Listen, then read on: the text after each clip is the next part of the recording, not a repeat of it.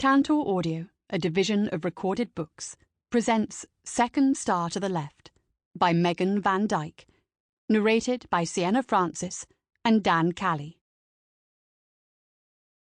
1. Nothing attracted attention like free booze. The Lazy Mule wasn't usually this popular, or so the locals said, but the promise of free drinks lured every shopkeeper and down-on-their-luck sailor into the dirty, ramshackle building near the docks. Tropical air, thick with humidity and the promise of rain, filled the bar as tightly as the patrons crammed into every nook and cranny. Tink pulled her braid over one shoulder, careful not to dislodge the sections covering her pointed ears. She rubbed the loose ends between her fingertips, feigning nervousness, as she glanced over her shoulder. Men and women alike clamoured toward the far table, where a large, blond man regaled the crowd with tales of his crew's success. He was attractive, with bulging muscles, towering height, and a chiseled jaw. But if he made one more crude joke about plundering something, Tink was going to toss her drink at him. Stupid pirate! Soon enough he'd stumble and fall, or the rotting table would finally give way. She grinned. That alone would be worth the cost of the trip. But the blustering first mate of the Jolly Roger wasn't her target. No, to get what she needed, only the captain would do. Tink licked her lips as her gaze caught on the equally tall but leaner man with one shining black boot propped on the seat of a nearby chair. He shouted colourful additions to the first mate's tale and called for another round of drinks for all his friends. The poor ale Tink sipped turned sour on her tongue before she forced it down. The captain's arrogance knew no end. He travelled from one pirate-friendly port to the next so he and his crew could rave of their accomplishments. At least it made them easy to track. Tonight they bragged about their theft of the Heart of Fire, a stunning ruby set in gold. A half grin pulled at her lips. What would they say when she stole it from them? Captain Hook, so named for the distinctive metal weapon that replaced one hand, raised a pint in the air. Dark ale splashed over the side. Mugs clinked, rising with cheers from the crowd who joined in the toast. Finally, the captain glanced her way. Her heart gave an involuntary leap as sinful lips twitched on a strong face. Or perhaps it was his cold dark eyes that twisted her up inside. He raised his mug, taking a long swig, but his attention never left her. Perfect. One look and she'd hooked Hook. A small laugh burst from her lips that she covered by biting her bottom lip in feigned embarrassment. Before he lowered his drink, Tink twisted around back to her mug warming on the bar. Warm ale and filthy pirates. Every girl's dream night. She snorted. Sure. Her stomach turned as she rubbed the mug between her palms. This wouldn't be her life. Not anymore. Not after tonight.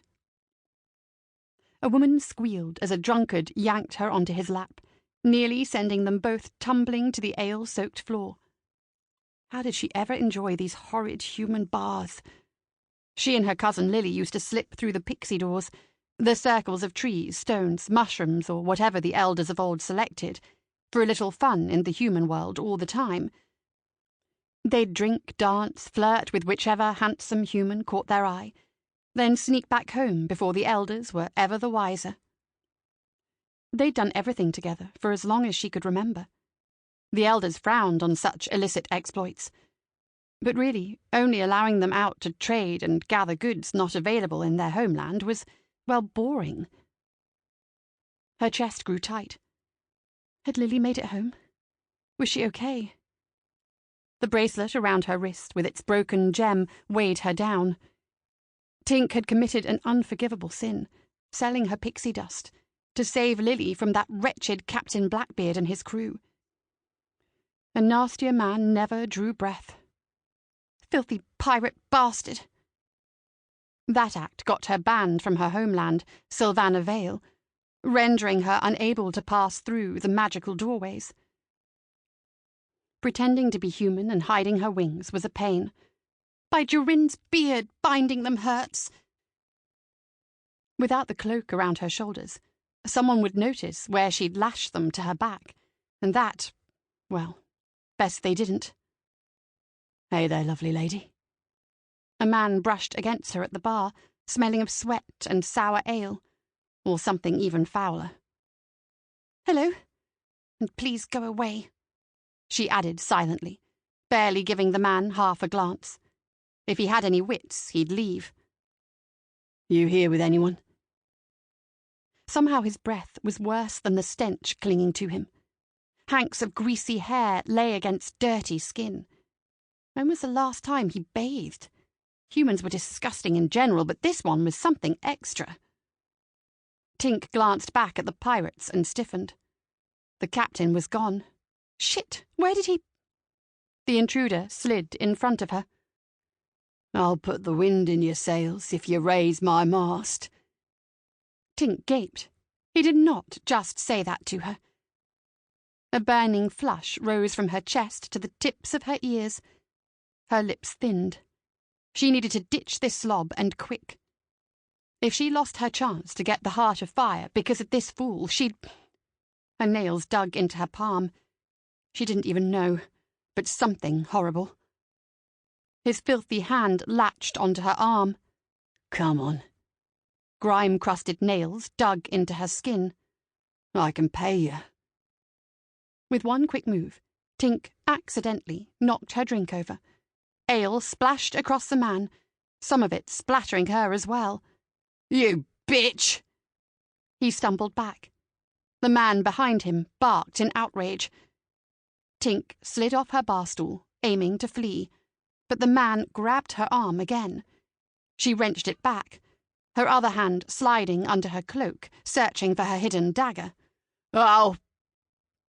The man paled as a hand closed over his forearm. Clean black cloth and fine stitching caught her eye. You'll leave the lady alone. The velvet voice rumbled just behind her. Unexpected heat raced up her stiff spine. Captain Hook pushed the man away and wedged himself between them. You're... The man stammered before turning and shoving his way through the crowd in haste.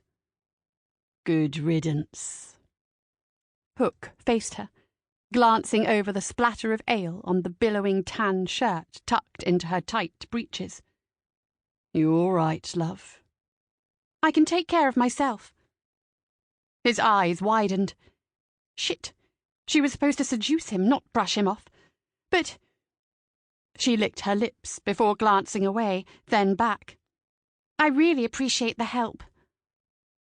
He tipped an invisible hat, the motion as natural as if he rarely went around without one. Always happy to help a lady in distress. How very gallant of you. It took everything she had to keep the sarcasm out of her voice. Can I buy you another drink? He cocked his head, waiting for her name. Tinker Bell. Oh, Beryl's wings. She hadn't planned to give him her real one. She grinned through her error and slid closer. And I do believe you already ordered another round for everyone. His fingertips, with nails painted a midnight black, grazed the edge of her shoulder before he pulled back. The touch, so brief and fleeting, sent a thrill down to her toes. It shouldn't have. He was a pirate, a notorious one. Worse, her target. But if he was interested, it made her job so much easier. Stealing the ruby was a test, and she couldn't fail. Not if she wanted the merfolk's queen Titania to trust her. She needed her trust before the queen would even discuss a trade for the Black Pearl, the only object known to fix anything broken, even her bracelet. Tinker Bell. He took his time with her name, and the way he drew out the words melted her more than any drink. Just Tink is fine, she added, suddenly warm. Aye, not that swell, Tink. He gestured to the nearby drinks. The barkeep has a few more pleasurable options. Well, Tink ran her hand down his sleeve. I think I might enjoy that. 2. Hours or minutes later, Tink couldn't tell. Hook and Tink spilled out of the rancorous bar into the still night air, their clothes sticking to the humidity dewing their skin. Barely a sliver of moonlight slipped through the cloudy night sky, but Tink hardly noticed. Her vision blurred at the edges. Each step contained a little wobble. Damn, the dark rum he'd procured had been strong. She'd only taken little sips compared to him, but still it clouded her head. Stupid, stupid, stupid! Getting drunk like she was just out for a good time. The only bright side on this dark night was that Hook downed more than enough to make his gaze heavy with lust, and his step just as unsteady as hers. He didn't even blink an eye when she suggested he show her his ship. "Pride of the seas," he proclaimed, flinging an arm toward the docks and splashing half of the drink he still carried over its rim. "You won't find a more impressive ship than the Jolly Roger. Not in all of Neverland." "I've heard it's quite big, strong, fast, too." She giggled, not at all faked, and brushed against his arm. No, more like stumbled into him.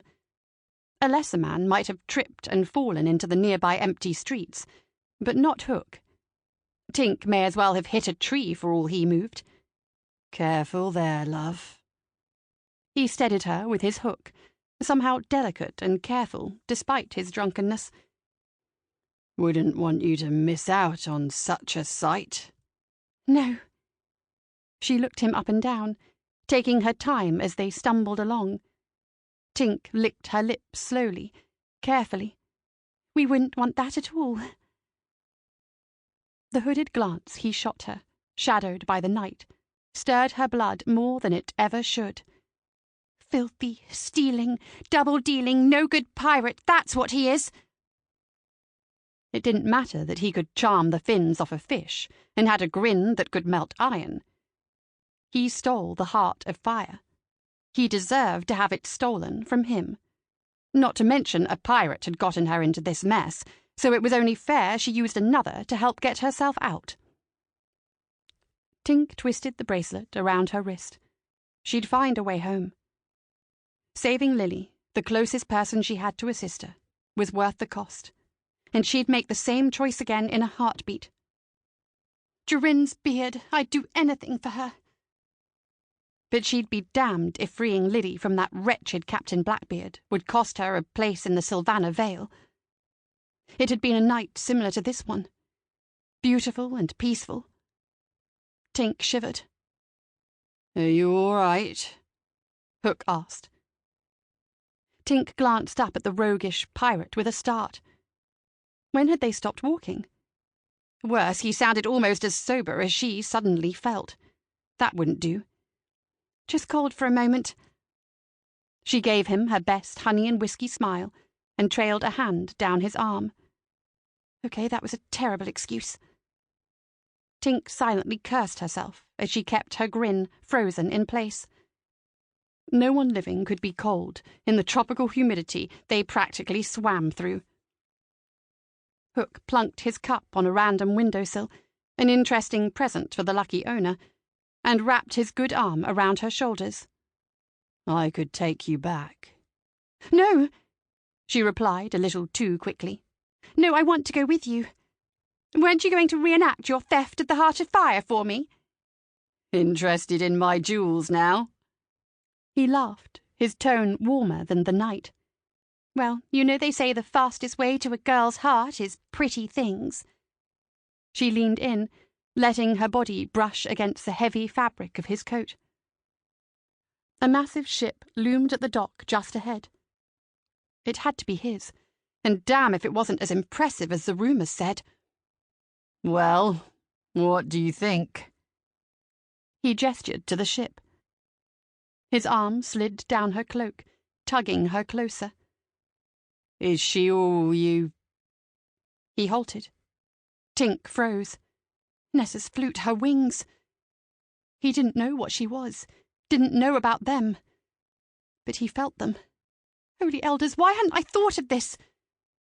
"You're a—" He trailed off, waiting for her to answer. "Pixie," she responded, barely a whisper. The last thing she needed was more people to know about her. Humans were greedy. Never tell them what you are if you venture into the human lands, because they'll want your dust. It was one of the first lessons every pixie learned before they came of age and were allowed to leave. A pixie could give some away, a little here, a pinch there, blessings for folks who were kind, but never sell it. Not one coin, or they could never go home. And didn't she know it? "I'm sorry." Genuine panic laced her voice as she waited for him to pull away and leave her standing at the edge of the dock. "I enjoyed being with you. I worried that if I told you, you might—" She shrugged and stared at her feet. Hook's calloused hand tipped up her chin, forcing her gaze to his. "You thought I might not be interested?" She could just make out the arc of one dark eyebrow. She nodded, swallowing her apprehension. "I'll admit, I've never been with a pixie before. But that's not going to put me off." He leaned in, his warmth lulling her in like a gentle tide. "That's what this is for." He tugged at her cloak. "Not everyone is so kind to pixies. Especially not pirates. Is this where he asked for her dust? To shower him with the drug humans couldn't get enough of?" He slid his arm up, careful not to press on her already folded and bound wings. "You're safe with me, love." Her stomach twisted. There he was, being all kind and courteous, and she planned to rob him blind. Doubt twisted around her, tugging her back from the boat. She stumbled, blaming it on the strong drink they'd shared, but it wasn't that. Captain Hook had a reputation, all right. Ruthless, skilled, rich. He'd plundered a number of royal ships that she knew of, not to mention it was rumoured he participated in some more above-deck business dealings. Because he hoped for someone to share his bed? Yes, that had to be it. Rum and resolve straightened her back and steadied her step. She slipped her hand in his and let him lead her aboard. Masts towered into the night above, their sails pulled in and tied up while at port. The deck was clean, orderly, lacking the stench of fish and even more unsavoury things that had dominated a few smaller vessels she'd been on. The intricately carved door they passed through into the heart of the ship could have easily belonged on a fancy manor. Hard as it was to admit, his rooms were nice too. A lush, comfortable-looking bed with crimson coverings dominated one wall. A sturdy desk of carved dark wood, mahogany, stood across from it. Various objects and treasures were tied to the walls or secured on shelves, with books crammed between. Thick glass windows let in natural light, or they would during the day. This night, only candles illuminated the room, one's hook lit as Tink took her time admiring the sights. "So who was Roger?" Tink asked. "Roger?" "You know, of the Jolly Roger." She canted her head to the side. "Ah, that Roger." He placed the last candle back in its stand. "Would you believe I don't know?"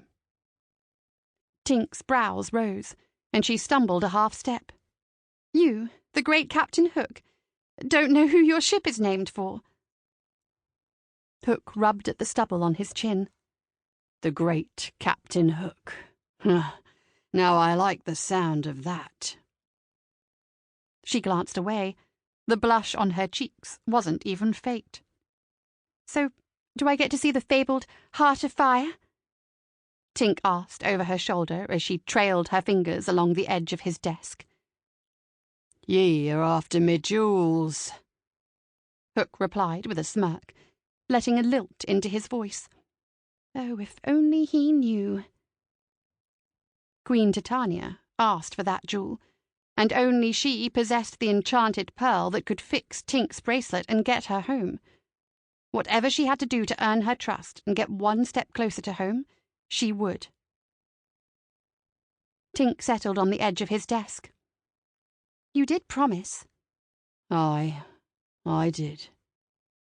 At some point, he'd lost his jacket, leaving just a loose shirt tucked into his breeches. And I always keep my word. But first, close your eyes, love. Apprehension coiled in her gut, but she complied. Of course, he wouldn't want her to see where he kept the treasure. It was so hard not to peek. Shuffling, a few clicks and the scrape of wood met her ears. Time seemed to stretch forever. Her back went stiff as the captain's footsteps trailed across the carpet to where she stood. Can I look? Aye. Her eyes snapped open as he set a thin box on the desk. May I present? He lifted the lid. The heart of fire. A gold necklace dotted with rubies the size of her thumb stared back. It would be a lie to say her mouth didn't water. The object she needed, the first step in her ticket home, was finally within her grasp. Hook leaned over her, his chest nearly pressing against her back. From his deep inhale of breath, she could have sworn he sniffed her hair. Weird pirate. Would you like to try it on? Her breath caught. She nearly vibrated with joy. Yes! Who wouldn't want to? Something so beautiful. Indeed. The edge of one finger grazed her cheek as he took the necklace from its box, lifting one end of the chain with the tip of his hook through a link. The mermaids wanted this stunning necklace back in their hoard, and soon she'd get it to them. Teeth dug into her lip as she tried to hold back her grin. Weird, filthy pirate or not, he was playing right into her hands. When the heavy weight settled onto her chest, Tink faced him, making sure to accidentally brush against his crotch in the process. Hooded eyes raked her form as Hook took a seat in his wide chair and reclined against the red velvet, legs spread, hands on the armrests like a greedy king. Lovely. Merrin's teeth it is. Was this how the great queens felt, with their hoards of jewels? She wouldn't know. Pixies weren't supposed to like such things. Perhaps that part of her broke when her bracelet did, sealing her banishment. Or perhaps she was doomed to be an outcast from the start. Is it better like this? She gestured to the necklace. Or... Tink released her cloak, letting it fall to the floor. Next she undid the ties at the top of her shirt, pulling it open until the necklace rested against her skin, just above the bindings concealing her breasts and wings. Like this. Hook nestled further in his chair, rubbing at the stubble on his chin, but never taking his searing gaze off her. That. Yes, I like that. Heat coiled deep in her gut as she climbed onto his lap, straddling him in the chair. I thought you might. The captain momentarily went rigid, before relaxing and wrapping his arms around her backside, pulling her close. Damn, the feel of his hand on her made everything blurry. It would be so easy to forget what he was and why she was there, to give in to those coal-darkened eyes, honeyed words, and deft touches. He'd be a skillful lover. Of that she had no doubt. She could enjoy him, accept whatever he had to offer. Steal his jewels in the morning and be off before he even woke. No, too risky. More of his crew might come back to the ship. They could leave port before she woke. And then she'd be in over her head, just like she'd been with Captain Blackbeard. She stiffened at the thought, the memory of what she'd sacrificed. Love. Shit. There she went again, falling back into memories and forgetting why she was there. Coarse whiskers scraped her palms as she took his face in her hands. She gave a coy grin. Captain? He let out a soft groan, clenching her tighter as she rubbed against him. The hard bulge pressing against her core sent a thrill up her spine. He was ready, right where she wanted him. Hook placed his forehead against hers, leaning in until they shared the same breath. Tink's hand slid down his neck, his chest, savouring the hard muscle underneath. I'm going to kiss you now, he whispered. Her heart leaped, breath catching in her throat. Finally. Demanding lips crashed into hers, consuming, conquering. Stubble scraped against her skin. He cupped her backside, grinding her against him. Tink's hands wove through his short, dark hair, holding him to her as his tongue flicked against her own. Hints of rum teased her as she arched into the embrace, giving as much as she took. An earring scraped her palm as she slid her hands down to his shirt, pulling, tugging, wanting it gone. Tink let out a squeal as the captain stood in one fluid motion, lifting her into the air with him. Her legs wrapped around his waist. Her arms circled his neck. Hook drew back, just enough to give her a scalding, hungry gaze as he carried her to the bed. Her toes curled in her boots, her body going liquid at the heat in that look. He wanted her, all of her, even though she was a pixie. How long since someone wanted her like that? A renowned captain, no less. A long time. Too long. Rather than lay on her on the bed, on her wings, he sat on the edge before laying down and pulling her onto his chest. Nagging guilt swelled up like a wave, threatening to swallow her. He gazed up at her as if she were a treasure, a precious gem plucked from obscurity. And she was going to rob him. Tink swallowed, letting her gaze travel from his face and down his torso while she warred with herself. Even so, she tugged at his shirt. Now how are we going to get this off? The thickness of her own voice surprised her. She wasn't supposed to want him. Not really. He yanked his shirt up and over his head faster than any one-handed man should be able. Damn, but he was a sight, all coiled, tanned muscle. Tink slid her fingertips into the pocket on her breeches, just far enough to touch the contents of the little pouch she had hidden there. It was now or never.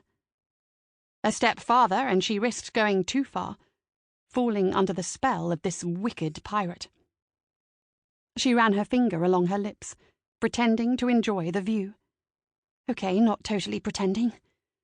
Or not at all. The sight of him spread out below her would fill her erotic dreams, pirate or not. Tink rubbed against the bulge in his pants as she leaned over his chest. That was for her.